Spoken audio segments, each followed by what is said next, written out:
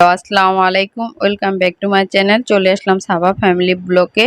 আমি শিউলি আক্তার, কাছেও দূরে যে যেখানে আছেন ইনশাল্লাহ সবাই ভালো আছেন। সবাইকে ঈদ মোবারক, ঈদ মোবারক, ঈদ মোবারক। তো এটা ঈদের দ্বিতীয় দিনের ভিডিও, মাগরিবের পরে। তো আমি দুজনে রেডি হলাম, আমার ছোট ভাইয়ের বাসা যাব। ছোট ভাইয়ের বাসায় মেহমান আসবে, ওর মামা শ্বশুর মামি শাশুড়ি এরা আসবে। তো আমাদের খুব বলেছে, তো ছেলে তো আগে চলে গিয়েছে নিচে ওই বাসায় সারাদিন। তো ওর বাবাও রেডি হয়ে মাগরিবের নামাজ পড়ে চা নাস্তা খেয়ে মাগরিবের নামাজ পড়ে নিচে চলে গিয়েছে। তো আমার পাশেই বাসা। তো আমরা মেয়ে রেডি হয়ে নিয়েছি। তো আমার মাটা একটু ঢং টং করছে।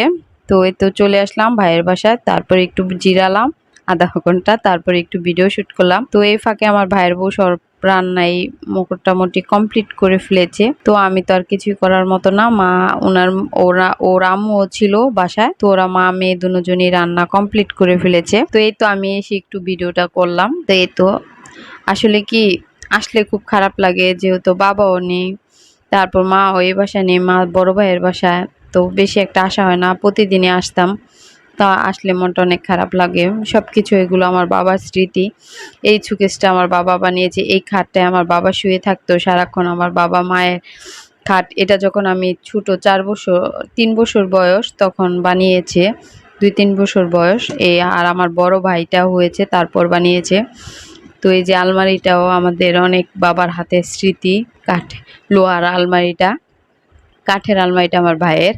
তো রুমে জায়গা হয় না দেখে এই রুমে রেখেছে। তো আমার আব্বু তো উপরের রুমে মারা গিয়েছিল, উপরের তলায় 5 তলায়। তো এখন দোতলায়। তো এই খাটটাতে আমার বাবা মা সবসময় থাকতো। মানে ঘরের সবকিছু আঙিনায় বাবার স্মৃতিগুলো ভাসে। তো অনেক খারাপ লাগে। তো ওরা কোটা বাছা করছে, রান্না বাড়া করছে মা মেয়ে। তো আমি আর ওদিকে ঢুকিনি, আমার আর ভালো লাগছে না তার জন্য। তো আমি একটু ভিডিও ধারণ করলাম, 2টা রুমই করলাম, ড্রয়িং রুমটা আর আর আমার আম্মুর বেডরুমটা করেছি। তো আমার ভাইয়ের বেডরুমটা আমার হাসায় টিভি দেখছে, খেলা। ও আবার খেলার অনেক পাগল।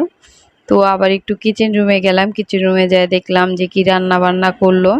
তো যে দেখি গরুর মাংস একদম রান্না হয়ে গিয়েছে, মুরগিও রান্না হয়ে গিয়েছে।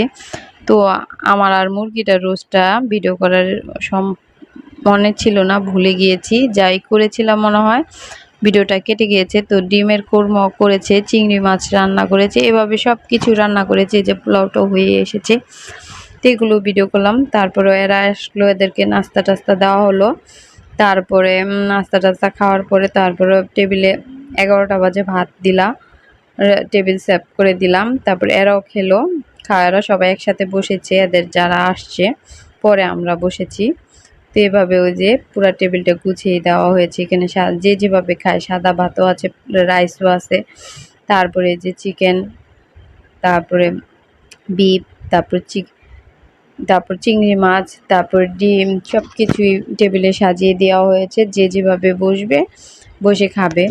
তো ভিডিওটা শেষ পর্যায়ে আপু ভাইয়া খালামণিরা আন্টিরা যে যেখানে আছো আমার চ্যানেলটি সাবস্ক্রাইব করে দিবা, পাশে থাকা বেল বাটনটি টিপ দিয়ে দিবা, একটি লাইক দিয়ে দিবা। তোমাদেরকে অনেক অনেক রিকোয়েস্ট করছি আমার পুরো ভিডিওটা দেখবা, শর্ট ভিডিও। তো ভালো লাগবে তোমাদেরকে দেখলে। আপু ভাইয়েরা খালামণিরা আন্টিরা তোমার আমার চ্যানেলটি সাবস্ক্রাইব করে দিবা, পাশে থেকে বেল বাটনটি টিপ দিয়ে দিবা, আর একটি লাইক দিবা। আজকের মতো এখানে বিদায় নিলাম। তো ভালো থাকবা, সুস্থ থাকবা, ঈদের আনন্দ সবার পরিপূর্ণ হোক দোয়া করি, এই দোয়াই করি। আজকের মতো এখানে বিদায় নেব। আসসালামু আলাইকুম রহমতুল্লাহি।